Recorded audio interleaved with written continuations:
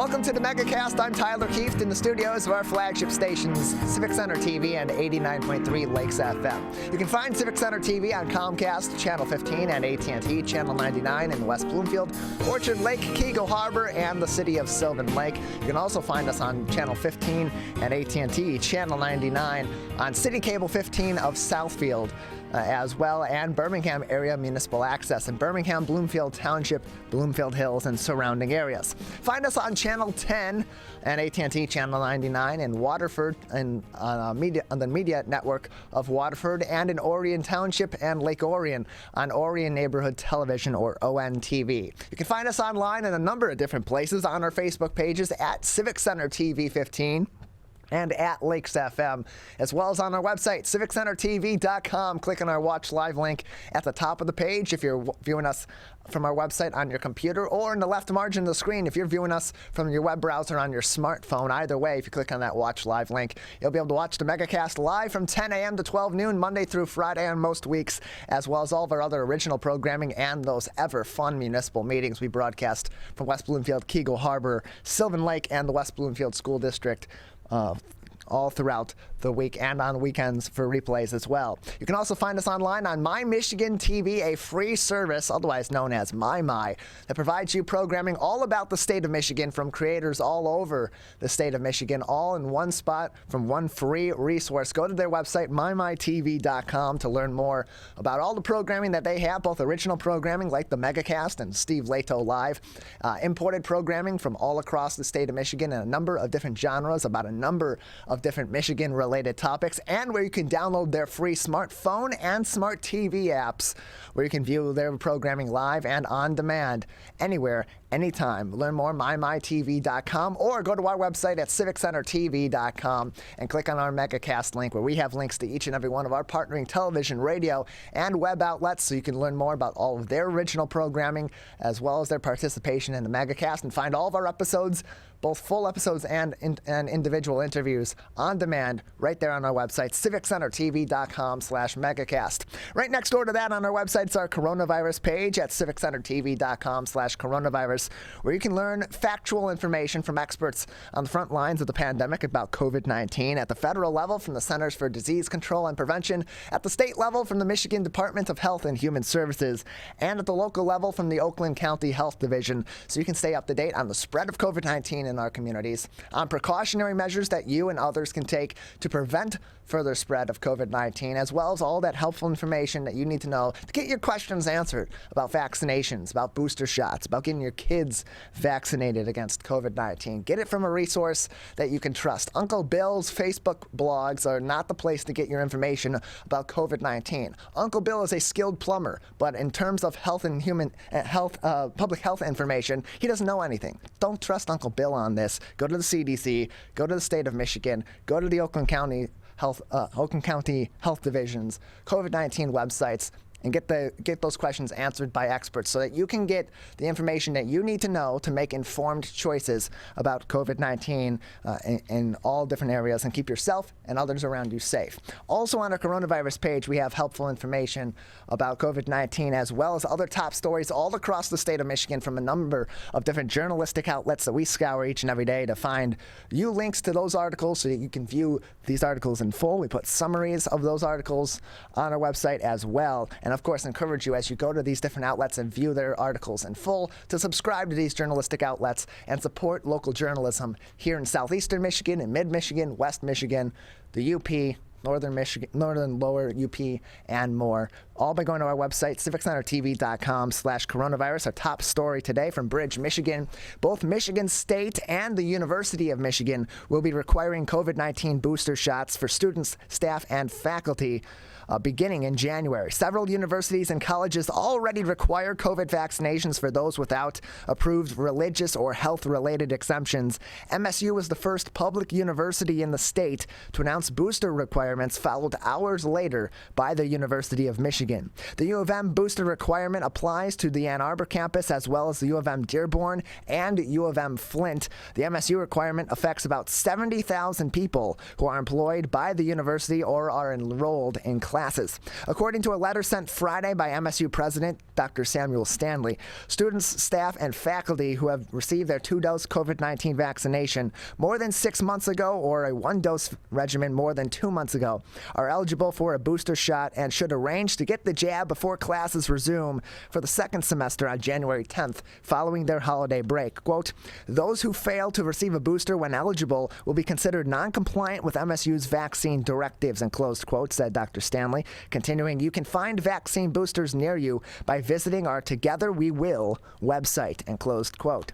MSU required proof of COVID vaccination for the current fall semester. About 91% of students are vaccinated according to data collected by the university, with a similar rate at the University of Michigan. With many universities requiring vaccinations, COVID outbreaks that were common on campuses in the fall of 2020 were almost non-existent this fall. It's almost like this works. By November, MSU had terminated 2 employees and suspended 16 students for noncompliance with COVID policies. Some students, staff, and faculty have approved exemptions. Those with current exemptions will continue to have those exemptions to the booster requirement. All students, staff, and faculty will continue to be required to wear facial coverings while inside campus buildings. Quote, the Federal Centers for Disease Control and Prevention data suggests COVID-19 boosters help broaden and strengthen the protection against Omicron and other variants and will be essential for continued in-person learning and operations, said President Stanley. Continuing, we know our COVID-19 directives are working to mitigate the spread of the virus, and this is an important next step, and closed quote. In a separate recent statement about the university's pandemic response, President Stanley said, quote, I know the past 20 months have been difficult for so many of us, and I realize that we all wish this pandemic was behind us, but it's not, and we will continue to make decisions based on our commitment to health and safety, and closed quote. Both Michigan State and the University of Michigan referenced concerns about the Omicron variant in their statements, with U of M saying the Omicron variant, quote, has been detected within the U of M community, and closed quote.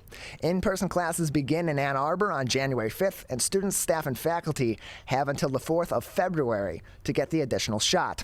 There will be heightened testing protocols for U of M students living on campus, and students will be expected to wear masks in common areas of residence halls regardless of their vaccination status. Winter commencement for graduating students will continue as planned on continued as planned yesterday on December 19th, with everyone required to wear masks at those ceremonies. Meanwhile, the U.S. Centers for Disease Control and Prevention offered guidelines last week Friday that K-12 students who have been exposed to the coronavirus from close contact with someone who's tested positive, but who have not tested positive themselves, can continue in-person learning if they are regularly tested for the virus at school. The guidance does not immediately impact Michigan students, which are following recommendations from the Michigan Department of Health and Human Services. Those are K-12 students, not the University of Michigan.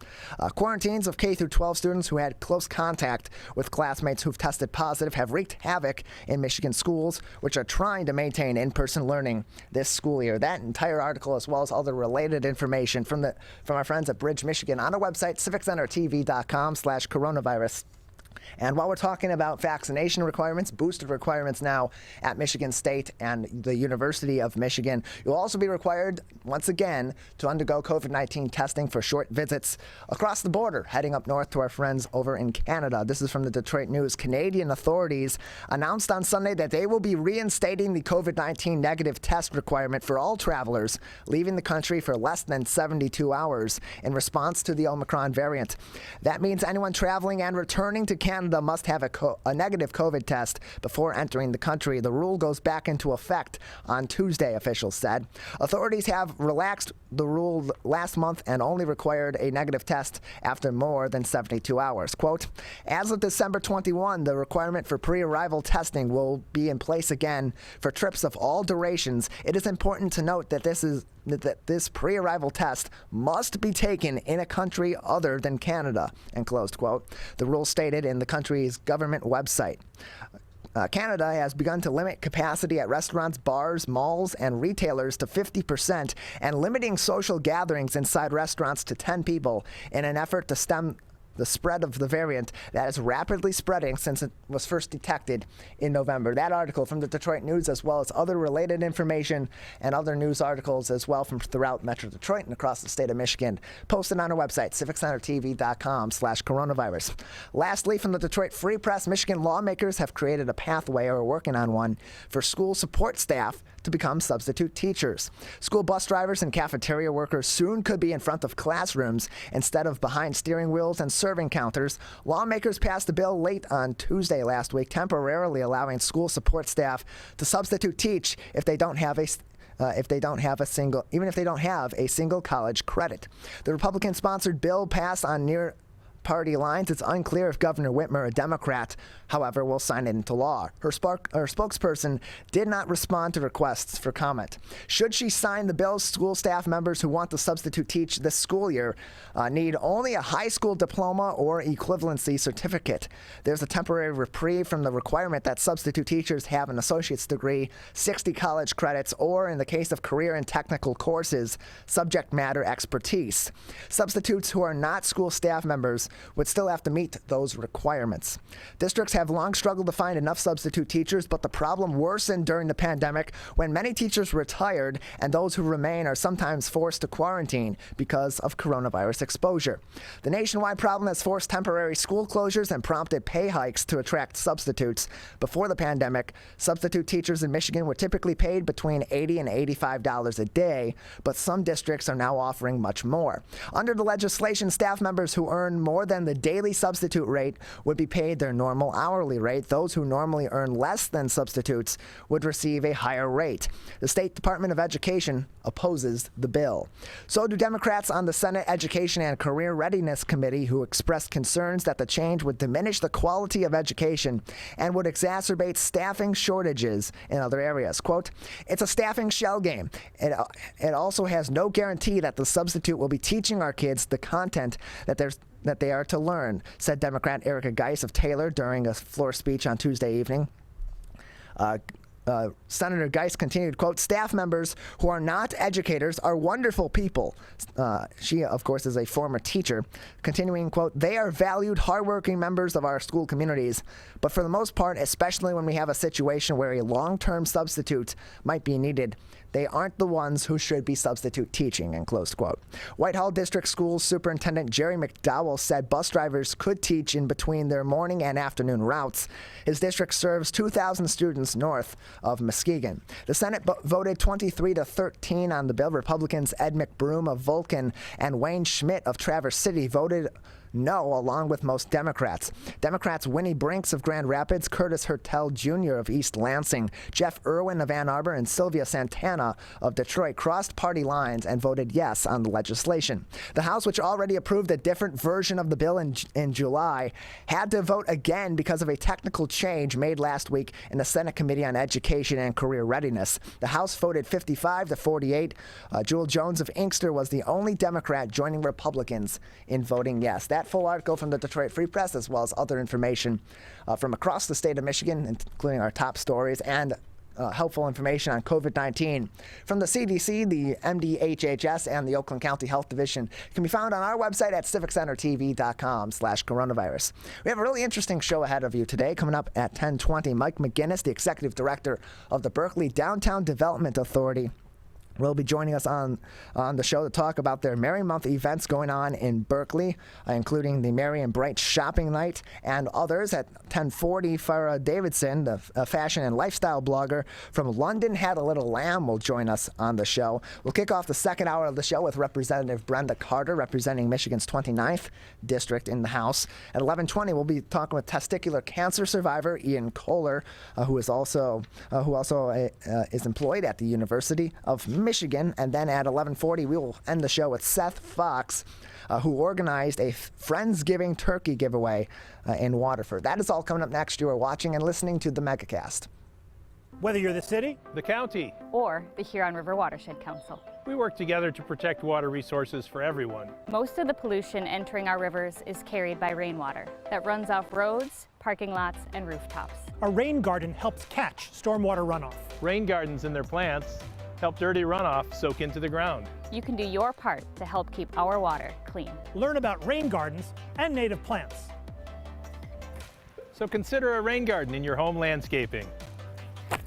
Catch the runoff with a rain garden. There's one water, and it's ours to protect.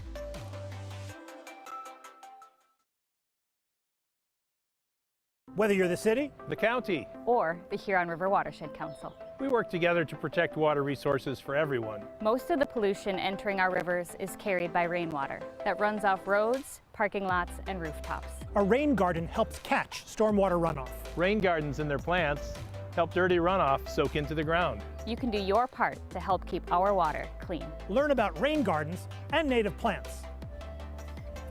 So consider a rain garden in your home landscaping. Catch the runoff with a rain garden. There's one water, and it's ours to protect. I couldn't breathe at all. There was lots of talk about putting me on a ventilator. I thought I was gonna die. I was 39 weeks pregnant and had a scheduled C-section. During that time, I got COVID and was hospitalized for a month.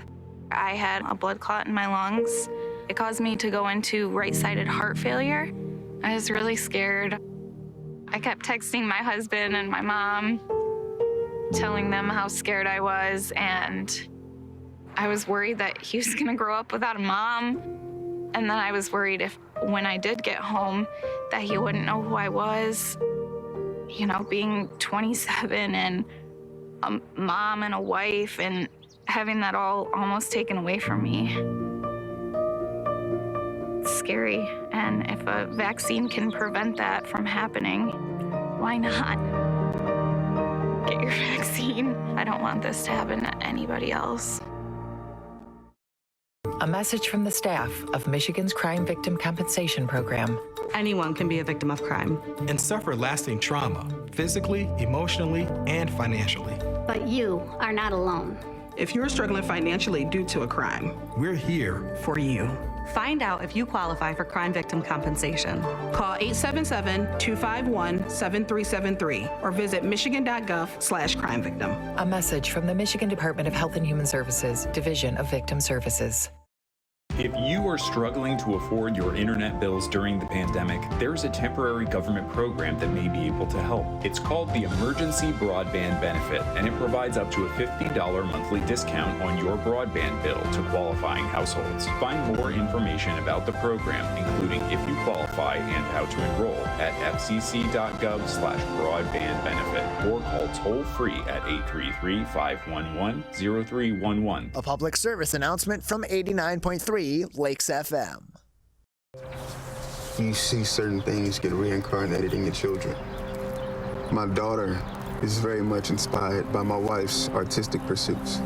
So my daughter started making necklaces. She makes what we call affirmation fashion. I tell her every day that your black is beautiful. Your black is beautiful. Your black is beautiful. And if there's anything better than being beautiful, it's being smart. And if there's anything better than being smart, it's being kind. And reaffirming that every day is our method of making sure her chin never drops. My dad wasn't around, and I remember riding a bike and falling off and cutting myself, and me never just wanting to get back on it. People ask, how your children learn how to ride a bike, and you did. I didn't teach them. I just created an environment where they taught themselves, and all I had to do was be there.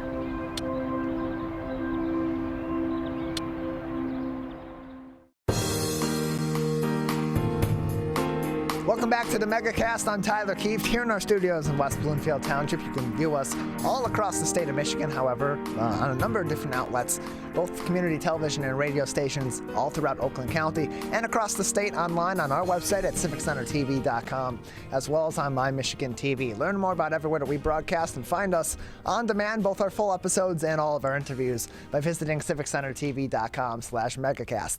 Joining us now is Mike McGuiness. He is the executive director of the Berkley Downtown Development Authority, back with us again on the Megacast. Mike, thank you for being with us today. Good morning. Great to connect. Good to have you with us. So there's a lot going on in Berkley as we are approaching the Christmas holiday later on this week, and as we then after that look forward to the New Year holiday and into 2022. So give us a little bit of an overview about some of the things that are going on in downtown Berkley this week for those that may have taken the week off of work or may have some extra time later on and want to have some fun in Berkley this holiday. Sure, we only have a few more shopping days before the big Christmas holiday. And so to avoid any shipment arrival delays or any supply chain issues that have been chronic in the economy lately, we encourage our communities to shop local and choose the many downtowns of Oakland County to explore. So for my vantage point, I work in downtown Berkley, and we're making it very magical for the holiday season with lights, with window art for the holiday season, but also a lot of shopping promotions and initiatives. We've had merry and bright shopping nights every Thursday in December. So there's one more this Thursday, December 23rd. But really, any opportunity you get, please keep your dollars flowing through the local economy so they can have the highest and best impact for job creation, for supporting local artists, and really helping make what's so special about Oakland County be able to thrive, because these retailers are counting on the holiday sales to sustain them throughout the rest of the year. And so, Mike, in terms of the supply chain, we've heard so many different stories about issues that have plagued the supply chain, certainly this year, but really all throughout the pandemic, and even though earlier on in the pandemic we had such an emphasis on shopping local, it seems like that has kind of been tampered in the last year or so as things have started to open back up.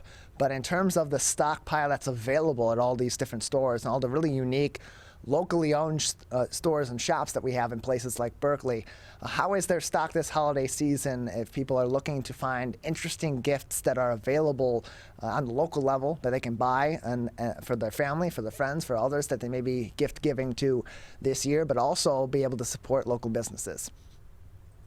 Yeah, I mean, when it comes to downtown Berkley, for example, we have 70 unique retailers and small businesses that have gift card options if you want to have more of an experience or a dining gift. But then there's these handcrafted, unique gifts at Yellow Door Art Market, at the Artsy Umbrella, at other destinations in downtown Berkley where it's local artists who are selling and promoting their wares. But honestly, we have heard firsthand from the retailers that they are well stocked, at least for our small businesses in our downtown. So they are able to be nimble and pivot and be creative when there might be some supply chain issues, and they've been able to overcome it. So they're ready. They're ready and well stocked to be able to help you with your final holiday push. We're joined by Mike McGuiness, Executive Director of the Berkley Downtown Development Authority, with us today on the Megacast. You can learn more information about everything that's going on in downtown Berkley, including learning more about many of those great local businesses that you can shop with as you conclude your holiday shopping this year by going to their website at downtownberkley.com. And so, Mike, Berkley's held a lot of Merry Month events, as they're calling, as they're known there in Berkley this holiday season. What have some of those events been, and what are some that may still be oncoming as we head into the end of the year? Sure. We've had a Holiday Lights Parade, on really dynamic nighttime event. Santa Claus came to town, was presented the key to the city, and greeted children in downtown Berkley as he has throughout Oakland County. We had initiatives, like I mentioned, with Merry and Bright shopping nights, as well as a downtown Jolly Trolley, a trolley taking folks through our downtown. But still remaining are our Merry Fairies scavenger hunt that you can do through your smartphone app, with prizes if you explore all the many fairy doors that are through the downtown Berkley streetscape and small businesses. And then our final Merry and Bright shopping night on Thursday, December 23rd from 5 to 9, where merry elves will be sprinkling and surprising unsuspecting downtown shoppers with prizes, gifts, treats, and discount promotions. So let's talk a little bit more about the Merry and Bright shopping nights. This has been ongoing throughout the Merry Month events program in downtown Berkley. Again, as you said, Thursday night, December 23rd, 5 p.m. to 9 p.m. That will be going on one more time before the holiday. What is different about the Merry Bright shopping night in downtown Berkley as opposed to other shopping nights during the holiday season? Well, for starters, we actually have a lot more new small businesses in downtown Berkeley. We've been able to, in the last few months, open a number of independent retailers. Monger's Provisions has just expanded to downtown Berkeley. They had a Detroit location, and now they have a second location in downtown Berkeley. That's been very popular this shopping season, but it's about meeting the consumers where they are. So obviously, a lot of these places, it's just the proprietor, or they have very limited staff because of just the challenges there. So they are going above and beyond to provide another opportunity, staying open late on Thursday evening, so that way for this final holiday shopping crunch, they can meet you and your needs where you're at. So in addition to the entire weekday and on weekends, they're staying open especially late on Thursday evenings to welcome you. So in addition to all the bells and whistles and treats and elves and lights and window art that's been done through many parts of our downtown streetscape, there's also just that convenience factor, and we wanted to make a special push for it for you, the consumers. We're joined by Mike McGuiness, Executive Director of the Berkeley Downtown Development Authority, joining us today on the Megacast. And so, Mike, throughout the pandemic, both early on in mid to late 2020, and even as things have reopened at various capacities, we have another guest that's joined on now. If they could just please mute, it's probably our next guest, as we're still in the middle of this current interview. But Mike, continuing on, even as things have reopened at various capacities and have now been open at full capacity in many different places, again, let's just take a pause here. Calvin, if you could just mute our Zoom here for now, our Zoom feed on the board, Calvin, as we address that, because we just need to make sure that our next guest that's joining in is muted. Okay, Calvin's telling me they are. Apologies to you, Mike, for that. Continuing on, the restaurant industry definitely taking a hit over the course of the pandemic, both, of course, with the shutdowns, but even now that they've been reopened and even to full capacity due to staffing issues. How are our restaurants in downtown Berkeley faring? It's a challenge, but they're soldiering through. And what Berkeley's done in our downtown is allow for extended outdoor seating. So Berkeley Common has, in addition to the street to the side of them being closed down through the end of next year, they have outdoor igloos. Same with Amici's. They have a heated outdoor patio to allow for convenience and safety for their diners. Our downtown eateries in Berkeley are going above and beyond to be able to continue providing quality meals and drinks, but also a really special experience. So from Green Lantern Pizza to Republica to 24 Seconds and beyond, there's a lot of really dynamic places. And if nothing else, we have a number of carry-out places from Chinese to pizza and beyond. So depending on where the diners and their comfort level are, downtown Berkeley is a place where you're going to want to grab a unique bite to eat. And so are there any new restaurants that have been popping up as of late in downtown Berkeley, or any new ones that maybe people should be excited to visit if they're going to go into downtown Berkeley sometime early on in 2022? Well, we actually do have some news, very exciting on the unique eatery front. The Italian restaurant that was in downtown Clausen Du Vente is moving to downtown Berkeley. So they're building out a unique space on Coolidge that'll be called Victual and Vine. So that'll be a really dynamic experience from food and drink and wine selections. But then we also have the former Sugar Kisses bakery. That building is being sold, and we're in discussions with a really dynamic eatery option. And so we want to be able to release that to you, but it's still being baked. It's still in the oven with some final details, but that'll be really exciting for downtown Berkeley visitors. And so, of course, we've gone through the Merry Month events that are leading up to the Christmas holiday later on this week. Any big plans in downtown Berkeley for events leading up to the New Year holiday? There'll be a lot of independent celebrations. A lot of those dining locations that we discussed, they have New Year's Eve and New Year's season features, including Berkeley Common, where you can rent for your party. So we encourage you to explore. And another PS on new food front, I should have mentioned that El Patio Mexican Restaurant is also 2022 on the horizon, taking the place of Patrick J's Irish Pub that's on 12 Miles. So that's another new dining establishment, which is joining Casa Amato, which is a pop-up taco joint on Coolidge, which is really popular. And they also have some New Year's private party options if you want to check out Casa Amato. And so in terms of going forward in Berkley, knowing that what we're dealing with right now, it continues to be a very uncertain present and future. Economically, certainly with the pandemic continuing to be a factor, but despite all of that, Berkley has continued to be a very competitive downtown area, especially considering there are so many other great downtown areas in the surrounding areas. What does the future look like for the Downtown Development Authority and everything going on in downtown Berkley, despite the uncertainty that we're currently looking forward to?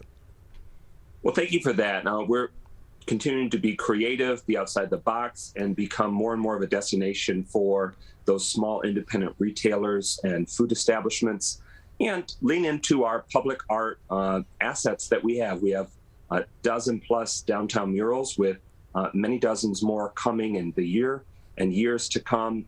We have almost 50 of our downtown businesses that feature unique artwork in their windows done by local artists, where literally the storefront window panes are the canvas. So we encourage you to check that out this season and then for the season to come. So downtown Berkeley's continue to innovate, grow, and be creative. Well, Mike, we thank you very much for joining us on today's show and giving us some more insight into the fun events this holiday season and everything else going on in downtown Berkeley.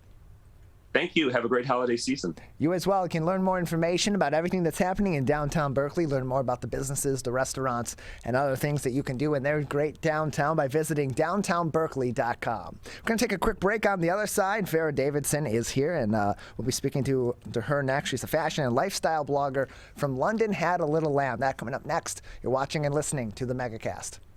Whether you're the city, the county, or the Huron River Watershed Council. As partners working together to protect our water resources, we agree. Pet waste is the source of harmful bacteria in the Huron River. When it's left on the ground, it can wash into the storm drains. These lead directly to our streams. No filters, no treatment. Here's one thing we know that can help keep our water clean. Pick up pet waste and trash it. Pick up pet waste and trash it. So pick up pet waste and trash it. There's one water, and it's ours to protect. Who is struggling right now? I am. My son is. Many are struggling with anxiety, depression, and substance use. Before it becomes a crisis, reach out to MyCal, the Michigan Crisis and Access Line for free confidential support 24/7. Available in the Upper Peninsula and Oakland County. Just call or text 1-844-44-MyCal or chat online at michigan.gov/MyCal. A message from the Michigan Department of Health and Human Services. Motorcyclists are hard to see. To keep everyone safer, it's important to always look for them and know where most crashes occur. 84% of motorcycle and vehicle crashes happen on streets, not highways. And most crashes with motorcyclists occur when vehicle drivers are turning left. So before turning, especially to the left, make sure you look for motorcyclists. Then look again. It could save a life. To Sophia and Gabriel, even though these old knees can't follow on your adventure to the forest today, these flowers represent my love. These stitches and threads join us together. And wherever you see a flower, a bird, a beautiful tree, know that my love is with you. Make the forest part of your story at a park near you. Find one at discovertheforest.org. 72.7% of high school students get less than the recommended 7 to 9 hours of sleep a night. This can cause pain, obesity, and can very negatively affect your mental health. When you have a consistent 7 to 9 hours of sleep every day, you get sick less often, lose more weight, and have better relationships with those around you. For more information about the dangers of sleep deprivation, go to sleepfoundation.org. This message is brought to you by the WBHS Digital Media Arts Program and 89.3 Lakes FM. Can I ask you a question? Why did you get your kids vaccinated? It was hard for them to social distance, to be isolated from their friends. I want them to get back to school and sports games. So as a pediatrician, I recommend the vaccine to everyone I know. The boys lost a former teammate and classmate who was only 20 years old. It's been a devastating year. We want to get back to normalcy. Our daughter is really looking forward to being with her friends, being a kid.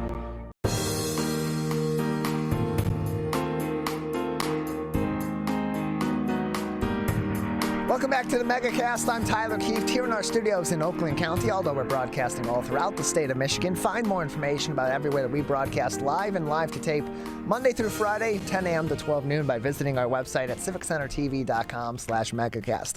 Well, as we head into the holidays, well, it's the Christmas holiday this week, and then next week with the New Year holiday, as people are gathering with their friends and their families, they want to capture the moment and get the perfect picture. And usually they're doing that with one of these things, with one of their smartphones. However, getting a picture and getting a really good picture to capture that memory are two completely different things. Here to help us with some helpful tips on how to bridge that gap is Farrah Davidson, a fashion and lifestyle blogger from London Had a Little Lamb. Farrah, thank you for being with us today. Thank you for having me. Appreciate having you on. Let's start with the name of your website. Your website's londonhadalittlelamb.com. Give us a backstory on that. Yeah, absolutely. So I started London Had a Little Lamb when my oldest daughter, London, was only 10 months old. So it just started as a way for us to share our favorite things, all of her fun outfits. And over time, it's become so much more than that. It's become more of a family blog. We share fashion tips, mommy hacks, and all of life's little enjoyments, really. And our goal is to inspire women everywhere to be the very best version of themselves. We're joined by Farrah Davidson, lifestyle blogger from LondonHadALittleLamb.com, joining us on the Megacast. Something on your website that notes a lot of great photos of you and your family with the holidays upon us. As I mentioned in the teaser before the interview, what are some of those keys that you would suggest to people in getting really good family photos, usually with their smartphone as they're taking them this holiday season? Yeah, so there's tons of tips that I feel like I've mastered over the years. And one I would say is plan your outfits. So I really like to plan early and down to the very last detail. My kids are so used to photos. I'm always having my phone out, capturing all of our, awesome moments and all the fun that we're having. So they're really used to it. I think that's also a big one. Get your child or your children familiar with the camera. Another thing is when it comes down to planning their outfits, I like to plan everything down to the very last detail. So that's even like their socks and their shoes.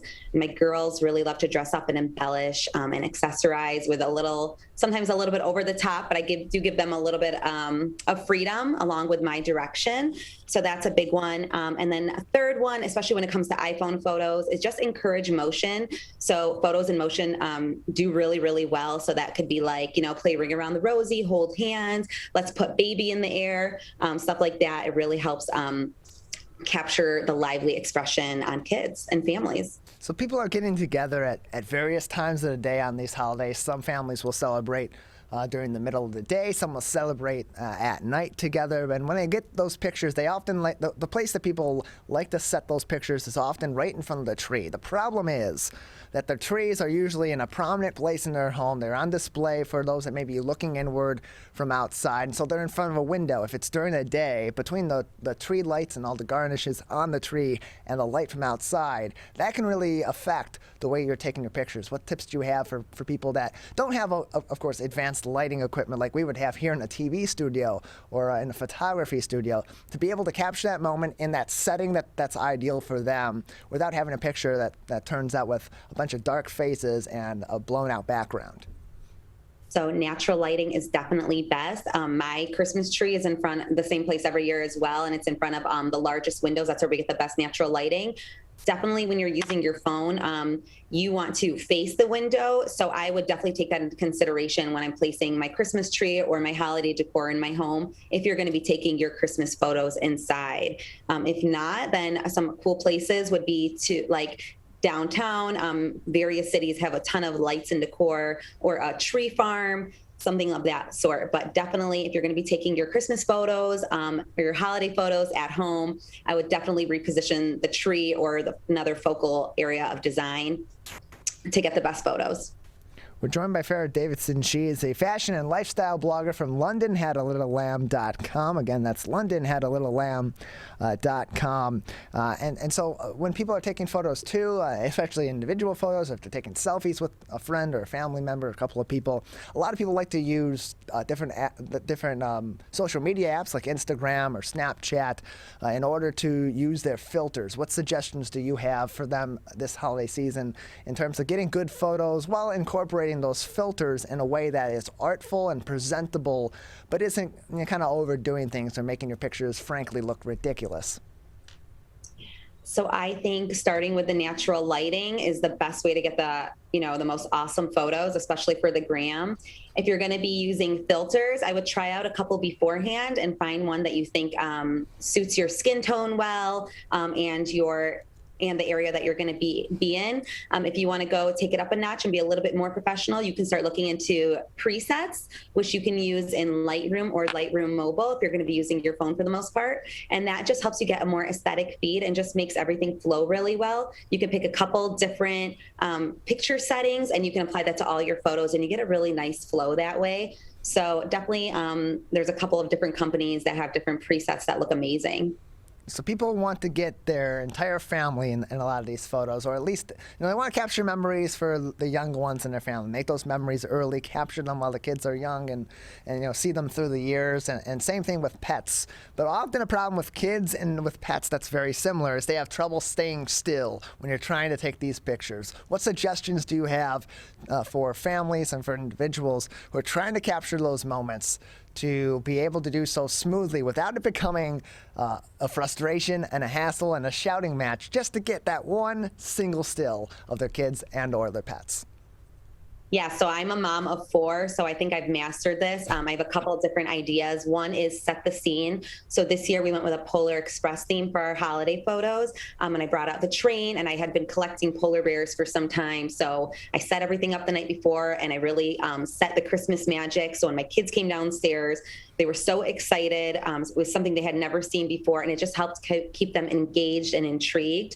So set the scene, add some props. That's always really fun for little ones. Again, the encouraging interaction, holding hands, dancing. I like to also play Christmas music whenever we're doing photos. It just makes it a really lighthearted, very merry, very festive mood. And my kids tend to really enjoy that.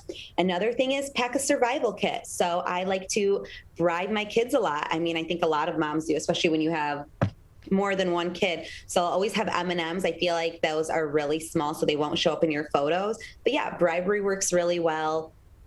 I also like bring baby wipes in case, they get messy. But yeah, those are some of my favorite tips.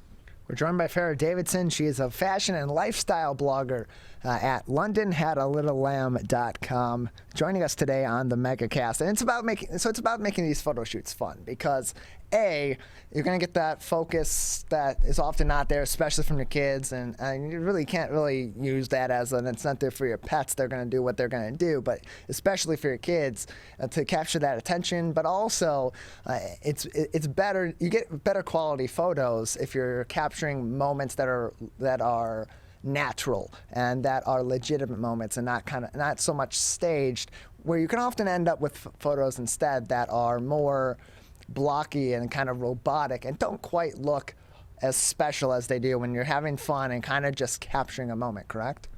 Absolutely. So we do like the standard family photos. Sometimes they're a little stiff. And to be honest, they just don't make the holiday card year after year. It's always the fun, candid ones where my kids' personalities are shining through, and those always make the front of the card. And I just get so much feedback about how fun and beautiful everything looks. We're joined by Farrah Davidson from London Had a Little Lamb, a fashion and lifestyle blog. You can find more information and helpful tips from Farrah by visiting her website at londonhadalittle.com. Again, that is londonhadalittle.com. And so you're also listed on the website for 12 Oaks Mall in Novi, right in my neck of the woods, as one of their style ambassadors. What exactly does that mean, to be a style ambassador, and what role do you play in the community over there at 12 Oaks Mall? So I've been with 12 Oaks probably since 2016. So that was when I just had London, and I was pregnant with my twins, who are now 4 years old. So it's been about 5 years now. And it means that whenever there's a store opening or, a holiday or some event at the mall, I help promote it.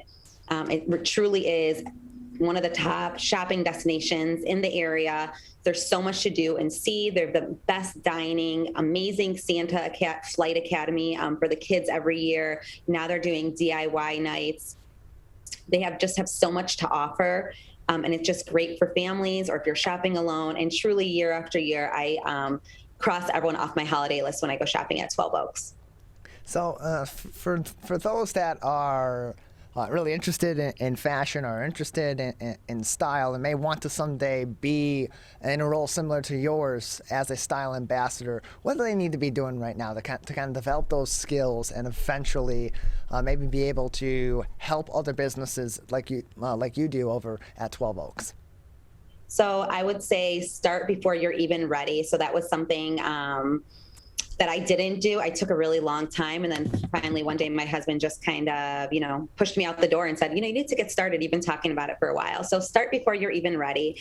2, I would say batch your content. This is something that no one really talks about, but it's really hard to create content every single day, especially if you have a full-time job, which I think most aspiring bloggers do have.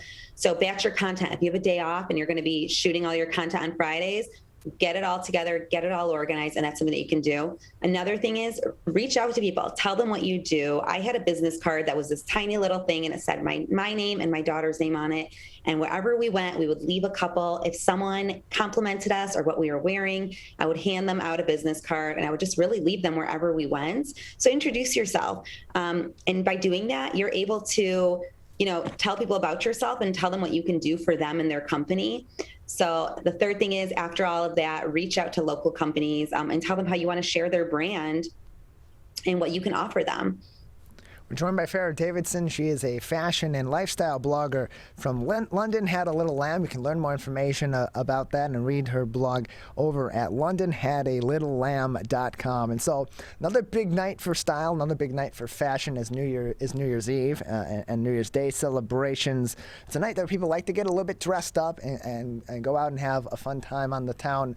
What are some fashion and style trends for this New Year's Eve in 2021 going into 2022 that you have noticed, so people should be considering as they plan their outfits for the big night?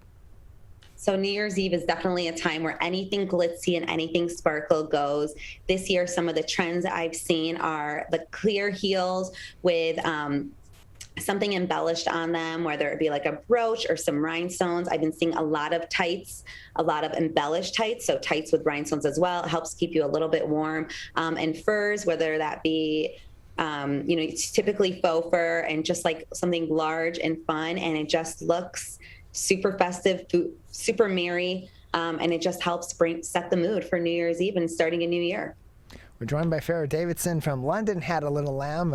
You can learn more information and view her fashion and lifestyle blog over at londonhadalittlelamb.com and find more. So Farrah, just another few minutes with you before we'll say goodbye today.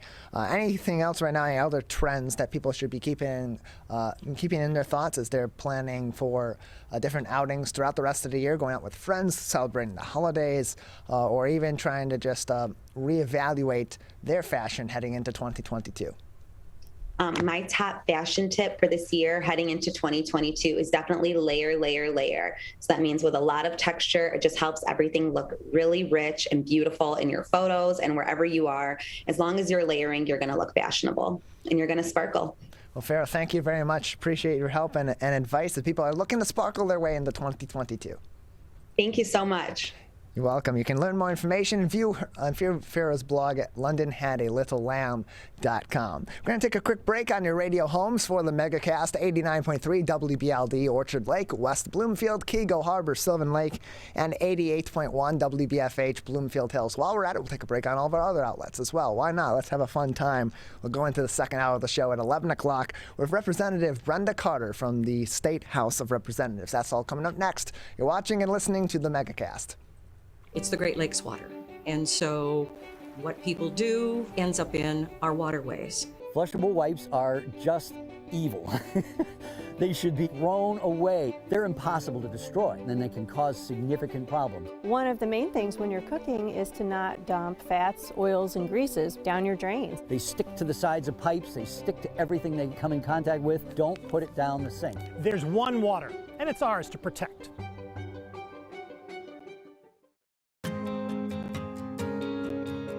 When times get dark, we can't see the help that's all around us. When you don't know where to turn, let 211 be your guiding light.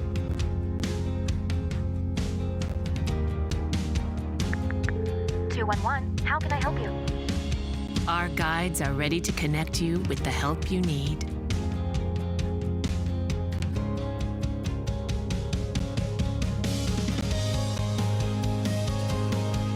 For help with food, healthcare, mental health, and other resources. Call 211 or visit 211.org. 211. Get connected, get help. We may come from different organizations, but we work together to protect the Huron River for everyone. Neighborhood storm drains carry water directly to local creeks and streams. No filters, no treatment. Storm drains also help reduce street flooding when it rains. So clearing storm drains and the areas nearby of trash and leaves helps keep them for rain only. It is easy to do your part by adopting a storm drain. Find a storm drain, check it, and clear it every month. So keep storm drains for rain only. There's one water, and it's ours to protect. If you are struggling to afford your internet bills during the pandemic, there's a temporary government program that may be able to help. It's called the Emergency Broadband Benefit, and it provides up to a $50 monthly discount on your broadband bill to qualifying households. Find more information about the program, including if you qualify and how to enroll, at fcc.gov/broadbandbenefit or call toll-free at 833-511-0311. A public service announcement from 89.3 Lakes FM. We as Michiganders feel connected to this resource in a way that I think is really powerful. Conservation starts with a caring, committed community. For me, it's peaceful to have a relationship with the river. Every single one of us has a role to make sure that those waterways stay safe and healthy, being careful about what goes down the storm drain. Just even eliminating some of your single-use plastic makes a difference. There's one water, and it's ours to protect.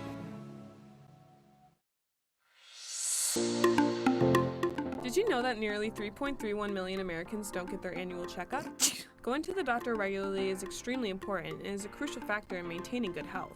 Make sure you are visiting your local doctor often and telling them about any health concerns you have. For more information, contact your local healthcare provider.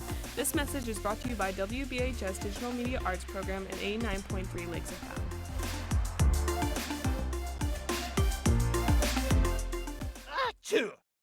People are getting out to walk and bike in higher numbers. More vulnerable road users and higher speed traffic can be a dangerous combination. Crash severity has increased, so if you're driving, be sure to slow down and look for people. There's no need to speed. If you're biking, ride with traffic. If you're walking, avoid stepping into the road if possible. If you have to walk in the street, walk facing traffic. Learn more at walkbikedrivesafe.org. When times get dark, we can't see the help that's all around us. When you don't know where to turn, let 211 be your guiding light.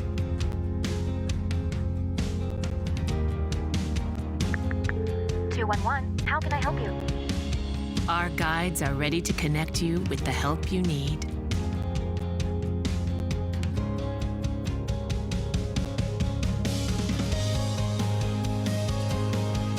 For help with food, healthcare, mental health, and other resources.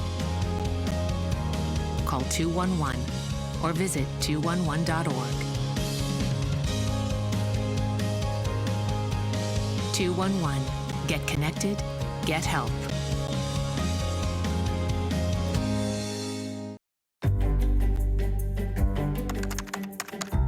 Parents do a lot of worrying.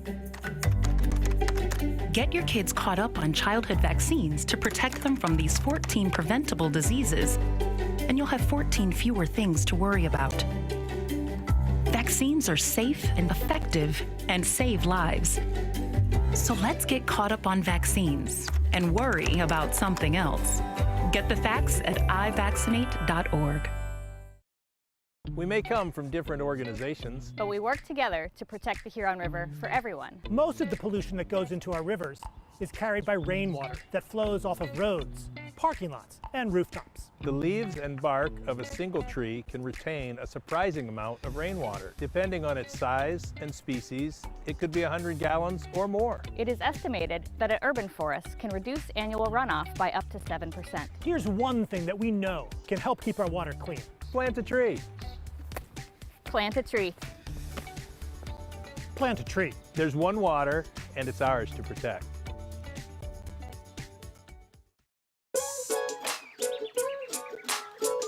One of the things you can look for in your friends is a change in behavior. These can be big changes, they can be small changes in mood, physical appearance. They may be sleeping less or sleeping more, drinking more, or their eating patterns may be different. One big change that can be pretty obvious is change in motivation. Do they no longer want to play basketball? Do they no longer want to play video games? Now that we're spending more time online and in virtual settings, it's really important to pay attention to the language that your friend is using and the words they're using to communicate. So when we text our friends, are they taking longer amounts of time to respond? Are they not responding at all? You don't have to be an expert to try to recognize these signs. The second that you feel it in your gut and that you're concerned, that's the second to have the conversation and open the door to what might be going on. Whatever gets you talking.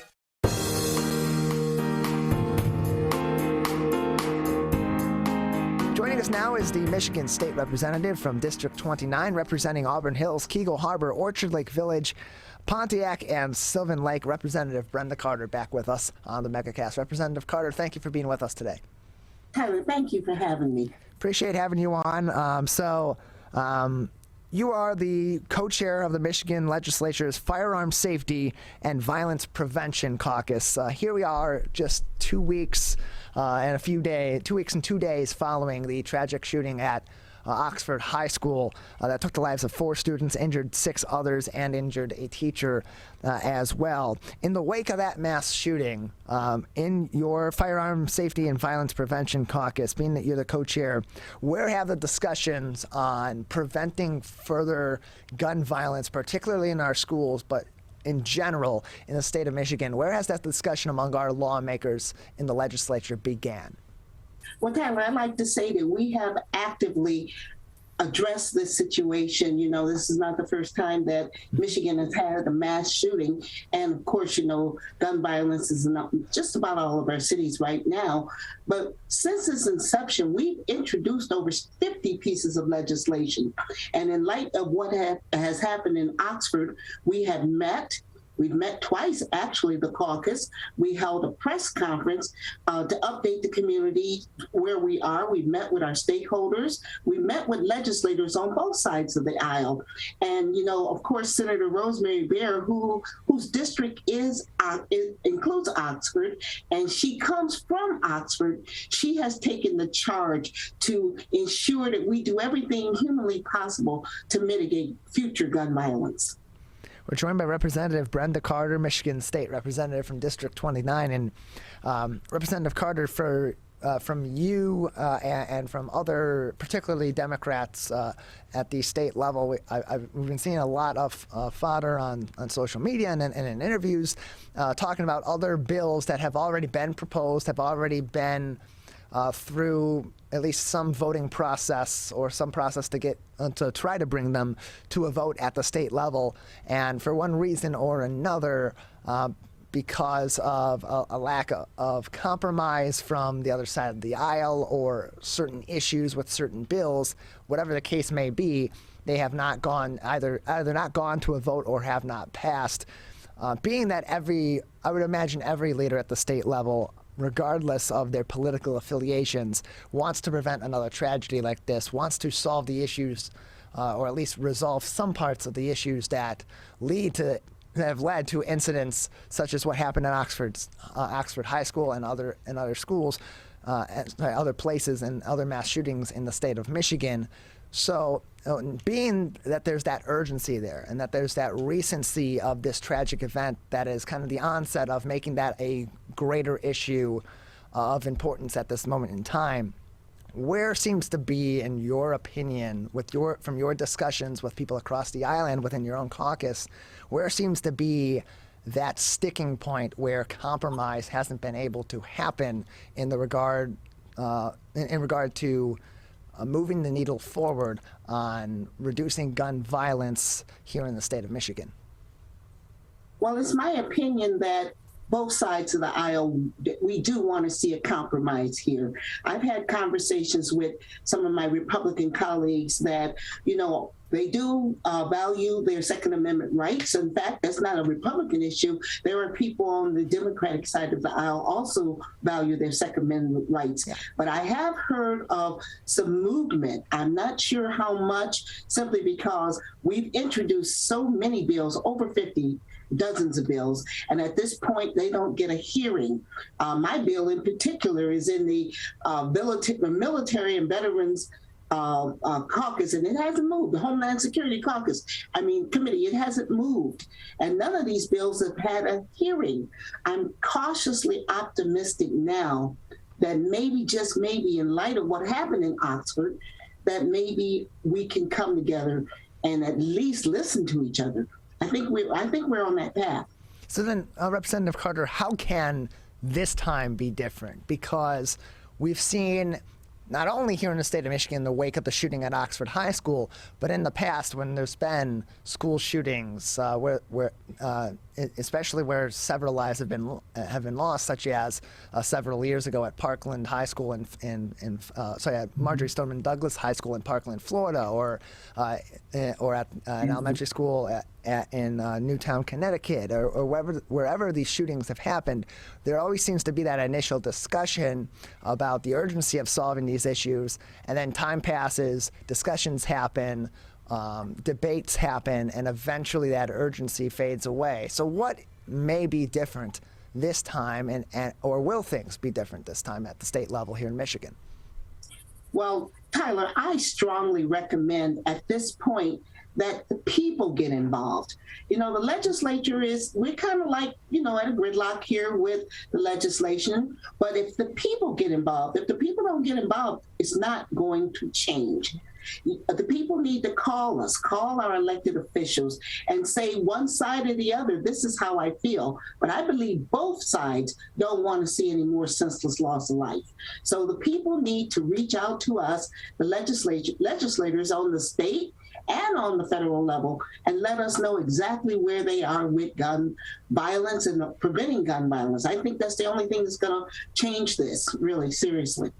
And so at the state level, from your caucus on the Democratic side, as well as from your colleagues in the Republican caucus, what are some various pieces of legislation from one party or the other, or bipartisan legislation that's either in discussion right now on this front, or maybe going up for a vote very soon?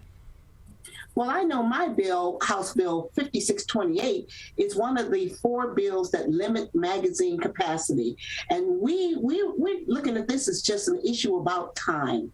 It takes time to reload. So if we slow things down, maybe that will give time for the police to get there, or maybe give precious time for some of the victims to escape. I know that there's legislation, or at least I've heard that there's legislation being put together on the Republican side, but I'm not privy of that information yet. There's a litany of bills out there that on the Democratic side being introduced by just about everyone. I'd love to share that with you. But the whole thing of it is we just have to be able to move this forward. Maybe if we put those bills, and it was put out there in the media, which bills are out there and what we're trying to move forward. But maybe we can just get our Michiganders involved from all over the state and say, yeah, we love to hunt, we love our guns, but we do not want to see any more senseless gun violence. So we have a lot of bills out there. We just need help. We need help from the people now. We're joined by Representative Brenda Carter from the Michigan State Legislature, serving District 29, including Auburn Hills, Keego Harbor, Orchard Lake Village, Pontiac, and the city of Sylvan Lake. Representative Carter, beyond the gun rights issue, gun violence issue, mass shooting issue here in the state of Michigan, what are some other key issues that are being discussed at the state level, or other key legislation that should be on the people's radar going forward in our House of Representatives? Absolutely. Actually, it's two bills that I just recently introduced. Both of these bills will sunset December 31st of this year, and I would love for the public to be made aware of these. The first one is the virtual meetings bill. What this will do is it will sunset the ability for local units of government school districts to meet virtually. With the rise of the Omicron virus, and we're still in a pandemic with the Delta virus, a lot of the elected officials have reached out to me and said, hey, we need time to see the scope of this Omicron virus. Or one legislator in particularly said, my husband has a critical illness. I will not be able to serve if I have to go appear in a meeting in person. So that's one that we have right now that I hope that we get some traction on really quickly. Keep in mind, this one sunsets December 31st of this year. And the local units of government will have to come back and meet in person. Another bill, which is very, very important, and I'm glad, Tyler, that you're giving me the opportunity to speak on these bills. House Bill 5626 will extend the period of time that a person without auto insurance will go without being penalized. Right now, January 1st, 2022, if a person doesn't have auto insurance, then they run the risk of being penalized for not doing it. This would affect approximately 5,000 people per month.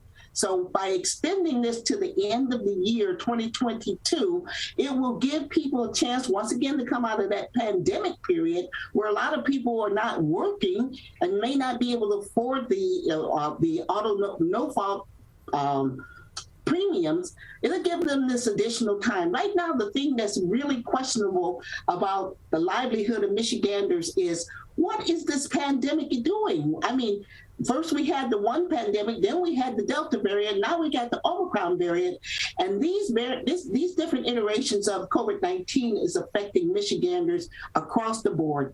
And what we need to do is just take the time to give Michiganders a breath of fresh air. And I believe we could do it by extending both the virtual meeting bills and the insurance sunset bills. We're joined by Representative Brenda Carter, Michigan State Representative from District 29, with us today on the Megacast. Representative Carter, just a few more minutes with you today before we'll say goodbye. Is there anything else that you would like to discuss that we haven't talked about already in terms of the work that you and your colleagues are doing in Lansing, representing the state of Michigan, or any other topics?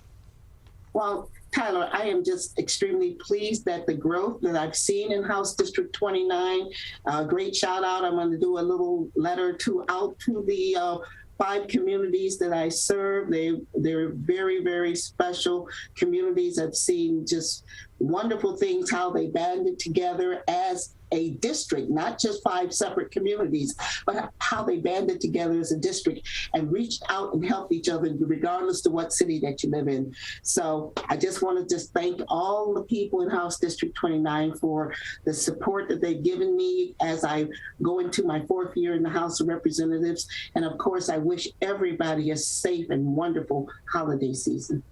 Well, Representative Carter, thank you very much for joining us. Appreciate your time and giving us some insight on key issues at the state level and other forms of legislation that are coming down the pike, or issues being discussed beyond those key issues that are on the forefront of public discussion at this moment in time. Absolutely, Tyler. Anytime, please feel free to invite me.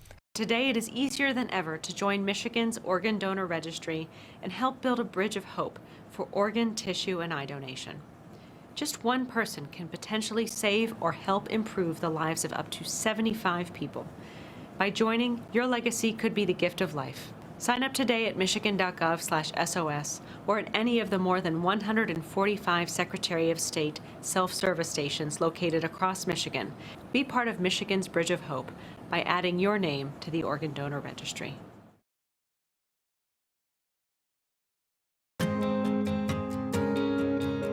When times get dark,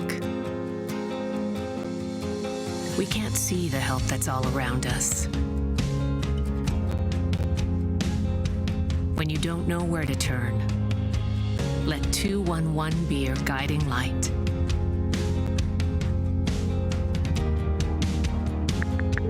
211, how can I help you? Our guides are ready to connect you with the help you need.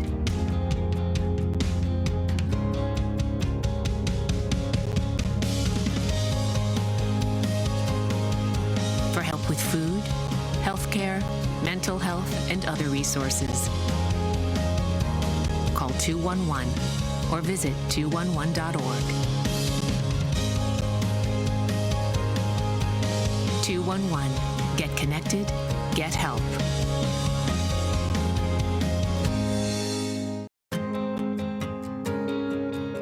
When times get dark, we can't see the help that's all around us. When you don't know where to turn, let 211 be your guiding light.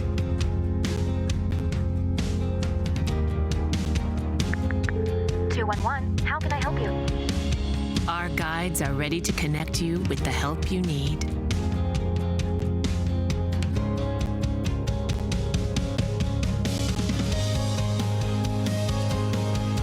For help with food, healthcare, mental health, and other resources. Call 211 or visit 211.org. 211. Get connected, get help. If you are struggling to afford your internet bills during the pandemic, there's a temporary government program that may be able to help. It's called the Emergency Broadband Benefit, and it provides up to a $50 monthly discount on your broadband bill to qualifying households. Find more information about the program, including if you qualify and how to enroll, at fcc.gov/broadbandbenefit or call toll-free at 833-511-0311. A public service announcement from 89.3 Lakes FM.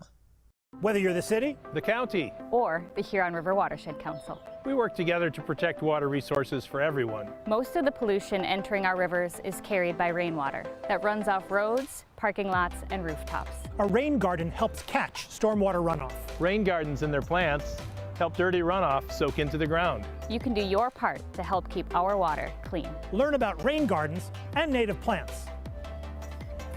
So consider a rain garden in your home landscaping. Catch the runoff with a rain garden. There's one water, and it's ours to protect. I couldn't breathe at all. There was lots of talk about putting me on a ventilator. I thought I was gonna die. I was 39 weeks pregnant and had a scheduled C-section. During that time, I got COVID and was hospitalized for a month. I had a blood clot in my lungs. It caused me to go into right-sided heart failure. I was really scared. I kept texting my husband and my mom, telling them how scared I was, and I was worried that he was gonna grow up without a mom. And then I was worried if, when I did get home, that he wouldn't know who I was. You know, being 27 and a mom and a wife and having that all almost taken away from me. It's scary, and if a vaccine can prevent that from happening, why not? Get your vaccine. I don't want this to happen to anybody else. A message from the staff of Michigan's Crime Victim Compensation Program. Anyone can be a victim of crime and suffer lasting trauma, physically, emotionally, and financially. But you are not alone. If you're struggling financially due to a crime, we're here for you. Find out if you qualify for crime victim compensation. Call 877-251-7373 or visit michigan.gov/crime-victim. A message from the Michigan Department of Health and Human Services, Division of Victim Services.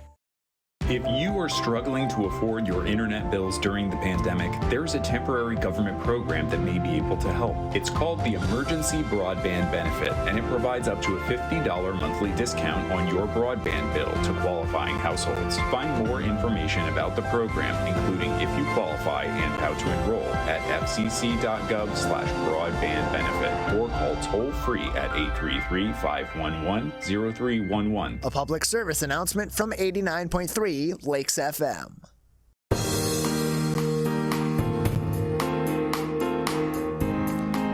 Welcome back to the Megacast. I'm Tyler Keefe here in our studios in West Bloomfield Township, although we're broadcasting all throughout Oakland County and across the state of Michigan on a number of different television, radio, and web outlets. Find more information about everywhere that we're broadcasting and view all of our shows, full episodes, and each individual interview on demand by going to civiccentertv.com and clicking on our Megacast link.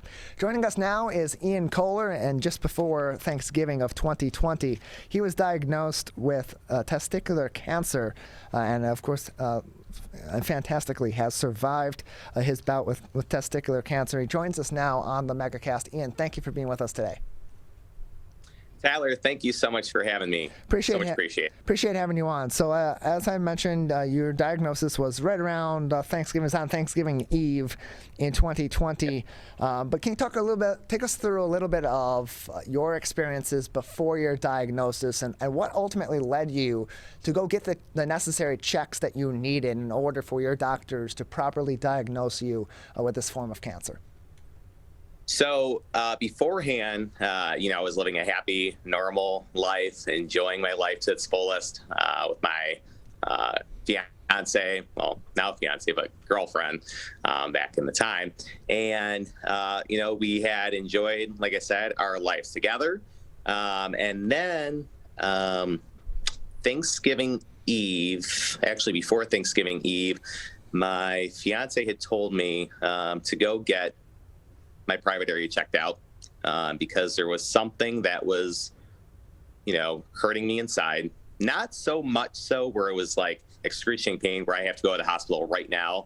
But I felt a lump, I guess. I didn't think much of it because I was the type of youngster who a lot of people are like the same way, where they think, oh, they're invincible and nothing's going to affect them. I was the same exact kid. And I didn't think much of this. Ultimately ended up being a tumor in my private area. But I had gone to Be Well Medical Center. That was my first formal visit with the doctor. It's actually an acquaintance of my fiance who had first diagnosed me with a scrotal mass. Said that there was a scrotal mass. There was nothing really that much to worry about. But he suggested that I go get an MRI at a local, MRI diagnostic center. I had gone home and told my parents that this is what the initial diagnosis was that there was a scrotal mass. My dad at the time was like, oh my God, why didn't you tell us about this earlier? How long have you had this for?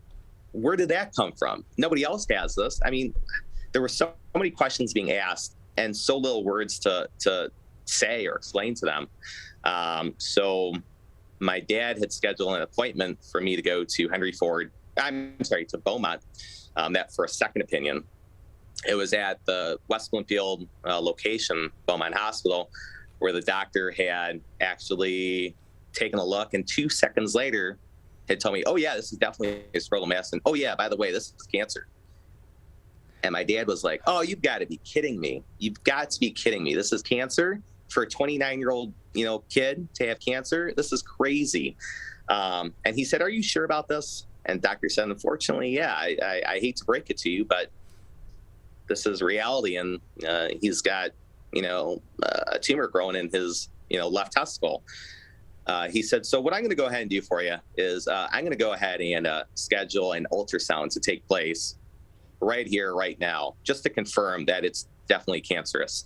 So shortly after the doctor had told me that there was a potentially cancerous tumor growing in my left testes, that ultrasound had confirmed that and ultimately found there was a large lump. I don't remember the size. I believe it was 6 millimeters, which in the medical world is quite large. I know if we look at just based using a ruler, it's not that large, but in medical world, 6 millimeters is quite large. My mom didn't want to think I had cancer. So she suggested I go for a third opinion, which is what led me to Henry Ford Hospital in Detroit. The doctor there had also said it was cancer too, after, doing his physical examination, and said, well, when would you like to come in for surgery? And I said, for surgery? I've never had surgery before. In my 29 years of life, I've never, fortunately, had the experience of going through a surgical procedure. And he said, well, you definitely have cancer, and we want to get this taken care of because, testicular cancer can be aggressive and it can affect other body parts. So let's take care of this before it becomes a serious issue. So he said, I have December 4th open. Would you like to come in December 4th of 2020? Which again is, if we look at the timeline of my diagnosis on Thanksgiving Eve to December 4th, it's pretty quick. And this is all during COVID, keep in mind. So this is a real challenge, agreeing to get surgery done in the absence of family members or anybody there to be with me. Special accommodations, fortunately, were made to have somebody there with me for obviously anxiety purposes and fear of the unknown, since this is my first time getting a pretty substantial surgical procedure done. And so December 4th, it was removed. Recovery went well. I had celebrated my what would have been or should have been my elimination of cancer, and then here comes another wave of cancer, which I'm sure you might want to talk about as well, or you might ask me about, since this came in waves. These cancerous tumors came in waves. So yeah, I'd like to talk about that, but let's start first with just going through just the psychology of going through a battle with cancer during the pandemic, having that diagnosis come in during the beginning of the holiday season and throughout the whole process because of where we were at in the pandemic at that time in the fall of 2020, having to navigate the situation, trying as best as you could to be able to have somebody by your side, where in so many cases with emergency medicine or rapid need for response in medicine, such as your situation, that wasn't possible. How did that affect you going through that process, knowing the constraints that were in place because of another huge stressor out in society that, of course, was also going to be taking a toll on you in the way of the COVID-19 pandemic? Sure. Thanks for that question. So it was really tough. And it's really unfortunate being diagnosed Thanksgiving Eve, because for my fiance, her favorite holiday is Thanksgiving. And it's a favorite holiday for a lot of people as well.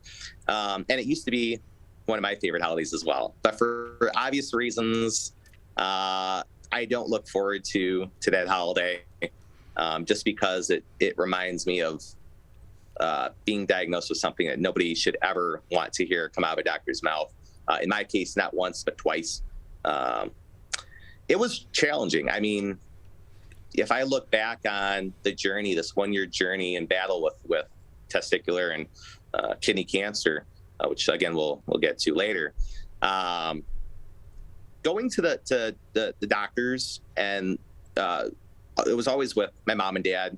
The receptionist telling us, well, you can only have one person, pick which one you want. And I said, that's not going to work, because I need both my parents here.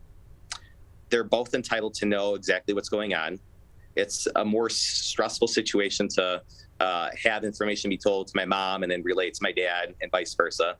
I need to have them here.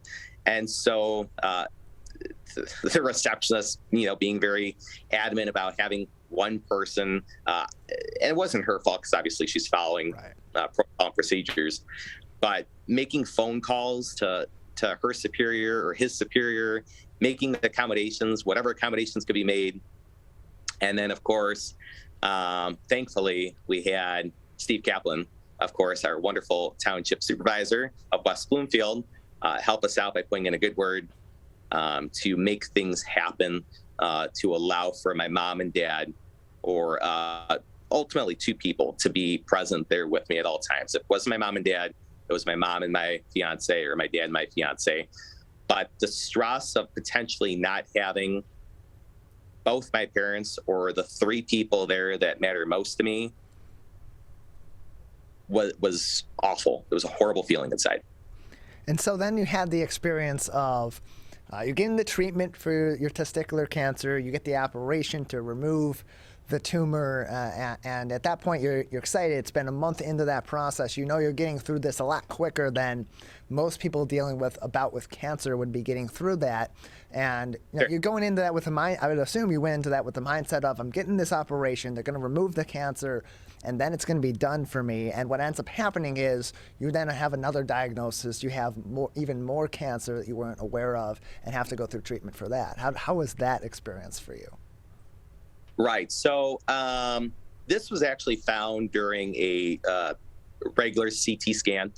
After the removal of the left testes, I had gone in for, again, just a follow-up CT scan. And the doctors had noticed that there was a growth in my right kidney.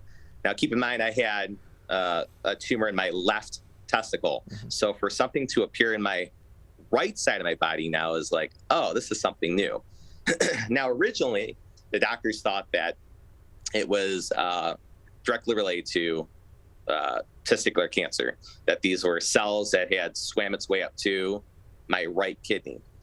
Now, from just looking at from a science perspective, it's very, very unlikely, though it could happen, but very unlikely for a cancer cell in the left testicle to travel to the right side of my body and to affect my kidney. Because testicular cancer actually follows a defined path, depending on which side you have it on. So for me, it would have followed a path. If it were to infect other body parts, it would have followed this path on the left side of my body. So for it to be on my right side really kind of shocked and surprised the doctors. I almost became a medical mystery to doctors through tumor board meetings. They really could not understand at the time how this kidney cancer got there from testicular cancer, or the derivation of my kidney cancers from testicular cancer. So then they had spoken to several colleagues of theirs. They got a hold of Dr. Einhorn, who is out of the University of Indiana. He is an expert in testicular cancer. And through, the interactions they had with him, the research they did on their own at Henry Ford Hospital, they had said, oh, well, this is a new cancer. This is kidney cancer on your right side, renal cell carcinoma, which is interesting because renal cell carcinoma is very common among elderly adults. And here it is observed in a 29-year-old man.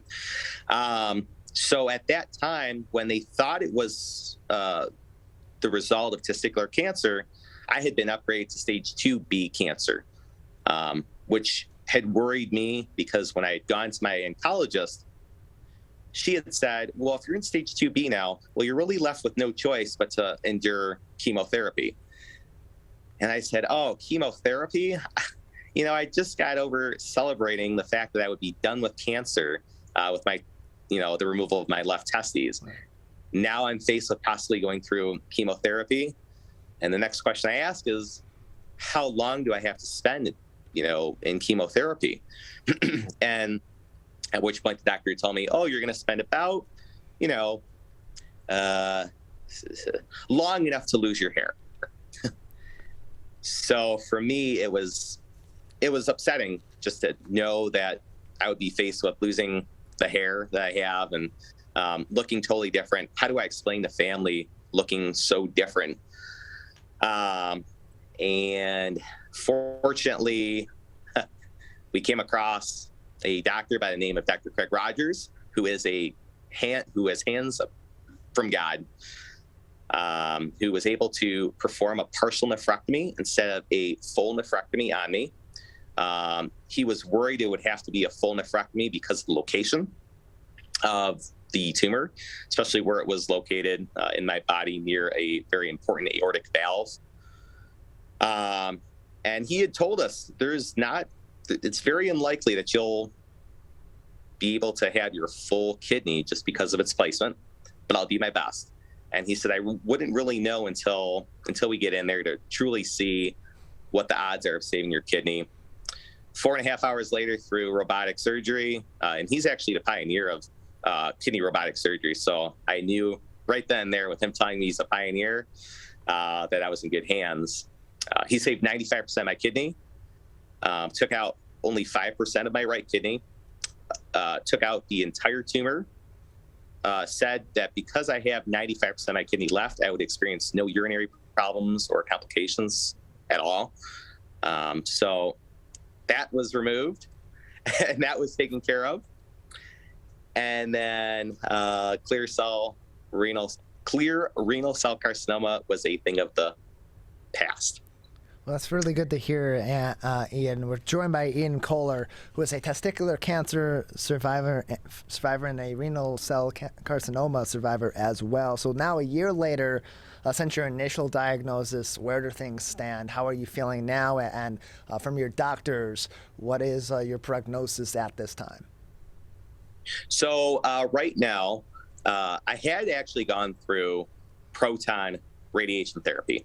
And the reason for going through proton radiation therapy is because after the kidney cancer diagnosis, I had gotten a lymph node to appear inflamed, and they weren't sure if that was just an inflamed lymph node for just being sick, or if it was just a reactive lymph node, or if that too was from testicular cancer.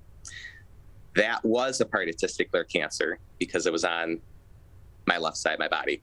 I had gone through proton radiation therapy.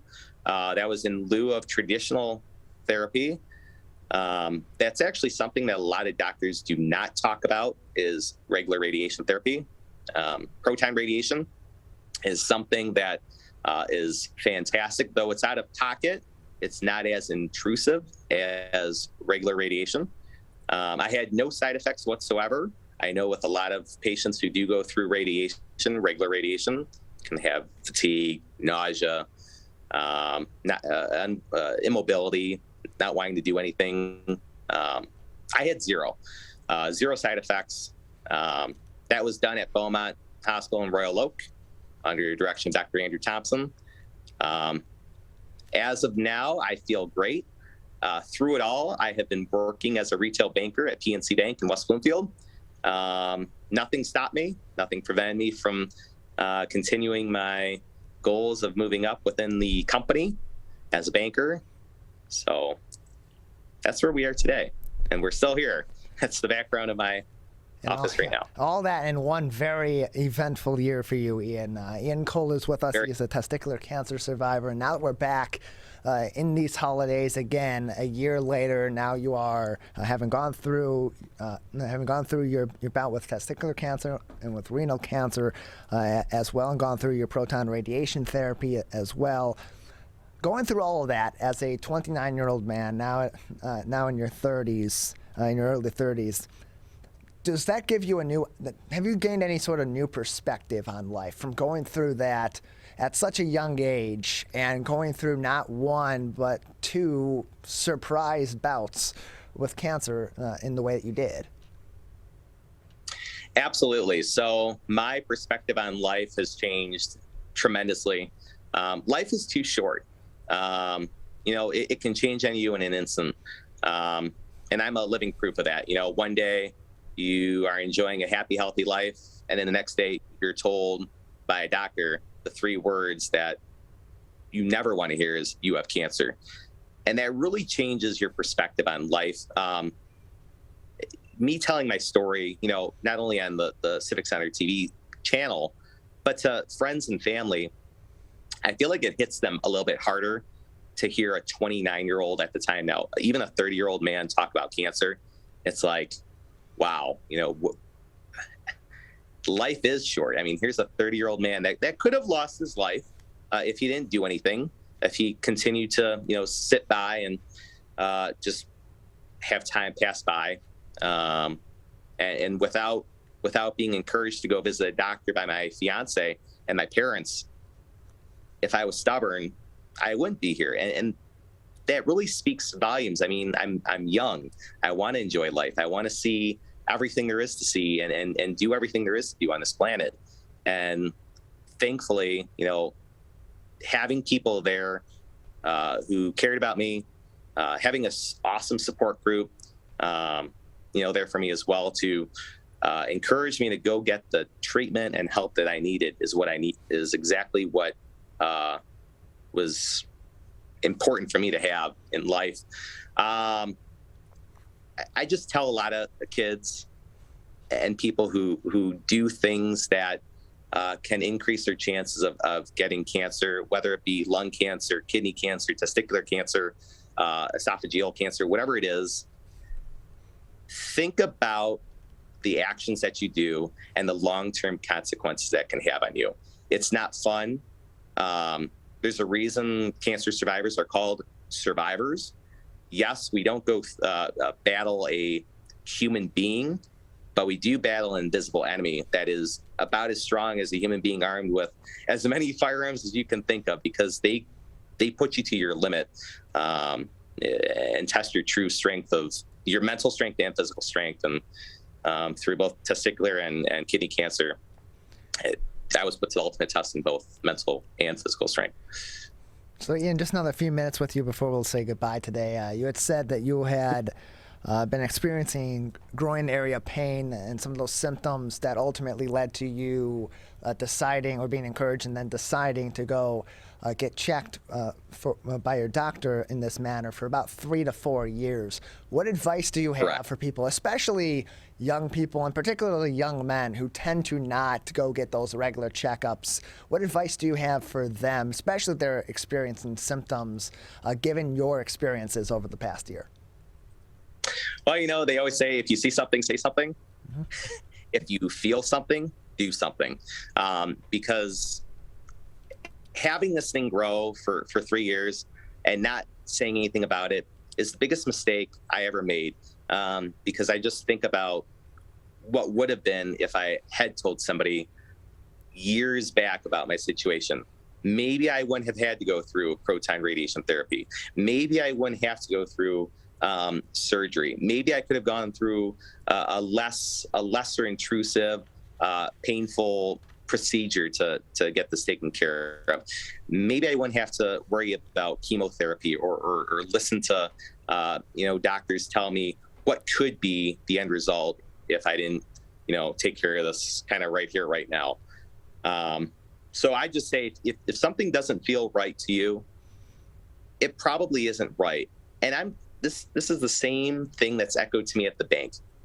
If something is not right to you, doesn't seem right about a particular transaction, don't do it. But it's the opposite logic in the medical world. If something doesn't feel right, do something about it. Do something. Go see your doctor. If your doctor is not available, go to urgent care. If urgent care isn't available, talk to somebody who may be a medical professional in your family. They'll offer free advice, hopefully. Well, Ian, we appreciate your time, and we appreciate your advice as well, telling your story that I'm sure can have a great impact on so many people, especially those younger people that often aren't getting these checkups, or maybe are more reluctant to go get those checkups that they're feeling some of these symptoms, or they just feel a little bit off. So thank you very much for telling us your story, for being so open and honest about it, and for your time. Thank you so much for having me, Tyler. It's much appreciated, and I enjoyed having this interview with you.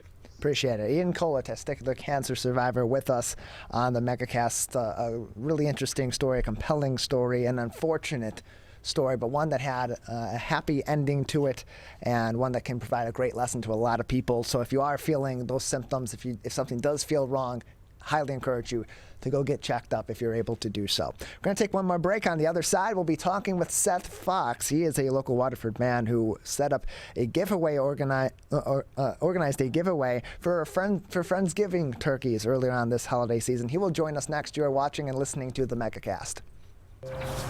You see certain things get reincarnated in your children. My daughter is very much inspired by my wife's artistic pursuits. So my daughter started making necklaces. She makes what we call affirmation fashion. I tell her every day that your black is beautiful. Your black is beautiful. Your black is beautiful.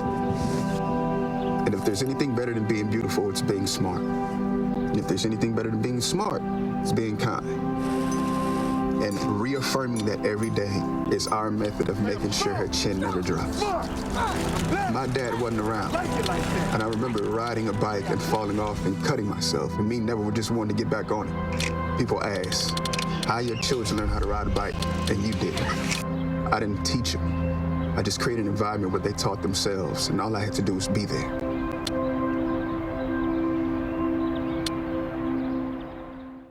Whether you're the city, the county, or the Huron River Watershed Council. As partners, working together to protect our water resources, we agree. Pet waste is the source of harmful bacteria in the Huron River. When it's left on the ground, it can wash into the storm drains. These lead directly to our streams. No filters, no treatment. Here's one thing we know that can help keep our water clean. Pick up pet waste and trash it. Pick up pet waste and trash it. So pick up pet waste and trash it. There's one water, and it's ours to protect. Who is struggling right now? I am. My son is. Many are struggling with anxiety, depression, and substance use. Before it becomes a crisis, reach out to MyCal, the Michigan Crisis and Access Line for free confidential support 24/7. Available in the Upper Peninsula and Oakland County.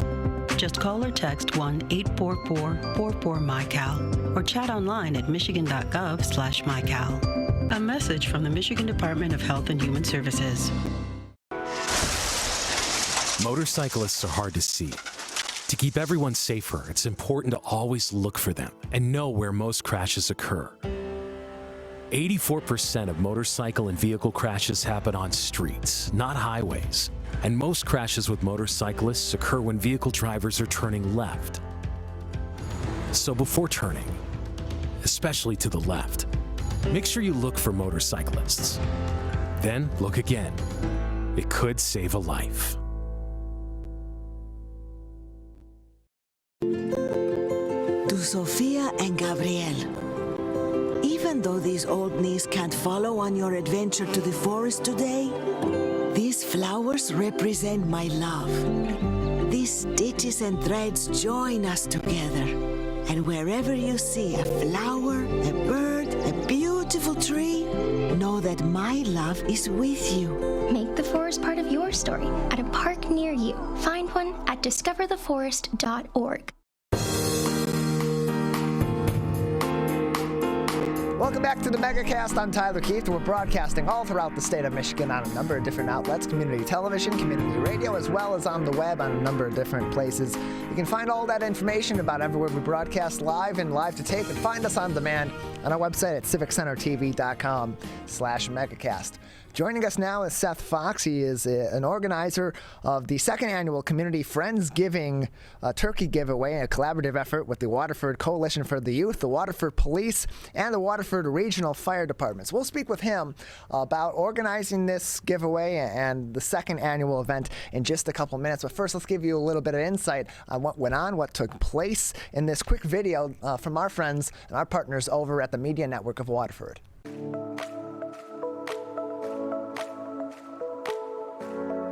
We are passing out 500 meal kits to families in need for the Thanksgiving holiday.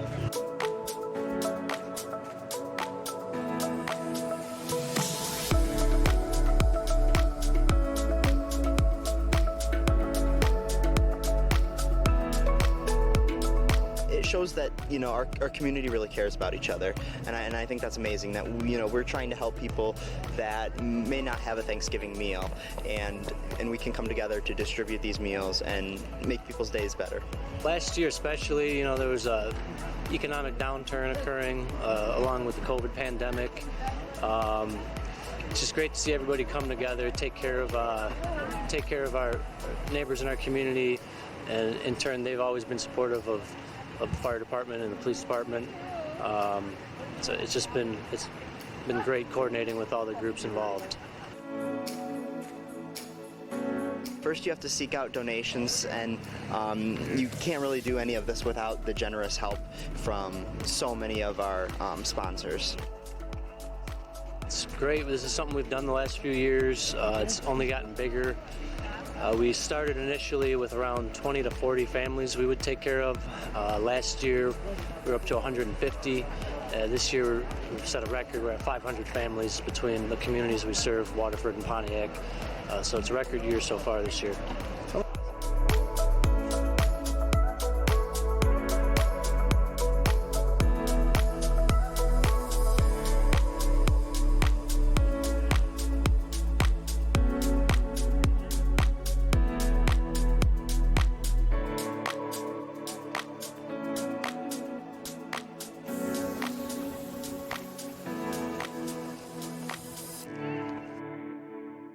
Joining us now to talk about this effort and the Friendsgiving turkey giveaway is one of the organizers of the event, Seth Fox, with us on the Megacast. Seth, thank you for being with us, and tell us what was the inspiration behind this giveaway. It's the second annual Community Friendsgiving giveaway that happened during the Thanksgiving holiday, but what was the inspiration behind holding this event?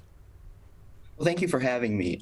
So for my senior year, I had to complete a project, and I was really thinking about what should I do for my senior project. And, holidays have always been very important to my family for many reasons. You come together to make a big meal and share that together.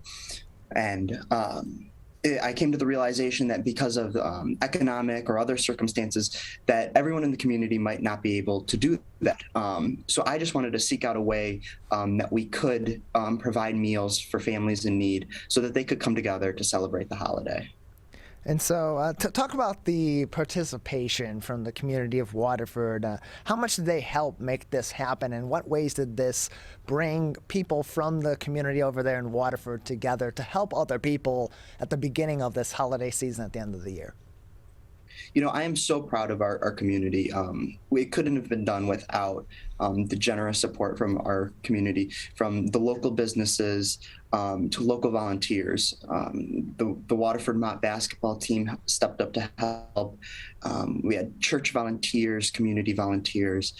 Everyone from the community came to help. The Waterford Police Department, the Waterford Regional Fire Department, Waterford Coalition for Youth, just so many community members that came out to assist in our efforts. It really takes a special kind of person or group or community to put an effort like this together, to be thinking about other people and then take action to help them based on those considerations. Any other charitable enterprises at this time or events that you have in the works or that you're working with your friends over there in the Waterford community? Not at this time, but we're looking to continue to grow this event. We're focusing our efforts on this Friendsgiving event and looking each year where can we make more of an impact. Are there this year we expanded to more Pontiac families. How can we expand to more communities throughout the area? And so what's the response been like, Seth, for those that have been receiving these Friendsgiving turkeys through this event during that part of the holiday season? It's been incredible. It's been incredible to interact with the people that come through the drive-through. They are incredibly thankful for the meals that we are providing, and it's just amazing to see our community members smile. So if people want to give their time, they want to give their resources, they want to help out with something like this, how can they participate next year? Well, we have an email address that you can reach out to. It is friendsmeals@gmail.com. So that's friendsmeals@gmail.com, correct? That's what you said? Yeah. Yeah, friendsmeals@gmail.com if you'd like to participate next year. And then for those that maybe this might be something that's along the lines of something they'd like to do, they maybe don't want to wait for a year until the next year's iteration of this event, until the third annual Community Friendsgiving giveaway. What advice do you have for them if they're looking to make a difference in their community, organize a charitable effort or an effort for the community good in between, of course, next year's event? I would just say to contact your friends, your neighbors, any connections that you may have, because what you don't realize is that as a community, everybody has different connections that they can help, and everyone has a different skill set or set of materials that they can donate to help. Well, Seth, we appreciate your time. Thank you for joining us and telling us about what went on last month before the Thanksgiving holiday, giving away those turkeys to people that may be in need of one during this holiday season, and talking about the charitable efforts that we're seeing in so many communities and how that applies over there in Waterford. Thank you very much. Thank you. Appreciate it. Again, that is Seth Fox. He's one of the organizers of the second annual Community Friendsgiving event in Waterford, in which they delivered Thanksgiving turkeys to 500 area families who were able to pick up an entire meal in a drive-through style event held at Waterford Mott High School. If you'd like to participate in this event next year, you can participate by getting in contact with their team at friendsmeals@gmail.com. That is friendsmeals@gmail.com. If you'd like to participate next year and join a coalition of different organizations and different people in the community out there in Waterford, not only helping people in the city of Waterford and in that immediate community, but also in surrounding areas. As Seth had said, they expanded out to some areas of Pontiac this year and other neighboring communities, helping people out not just in Waterford, but in neighboring communities as well. A great example of what can be done on the community level when we commit to helping other people out and expanding beyond our immediate horizons in order to do good in our community. And it's going to do it for this Monday edition of the Megacast. Before we wrap up today's show, I just want to give a programming note this week. It is an abbreviated week of the Megacast. It's also the last week of the Megacast for the 2021 calendar year. So here's what we're going to do. Today, of course, was a new show. Tomorrow, we'll do another new show from 10 a.m. to 12 noon. Same thing on Wednesday and Thursday and onward throughout the rest of the year. We will have a new best of edition of the Megacast for you to enjoy during a nice little holiday break for our team over here as we prepare for 2022.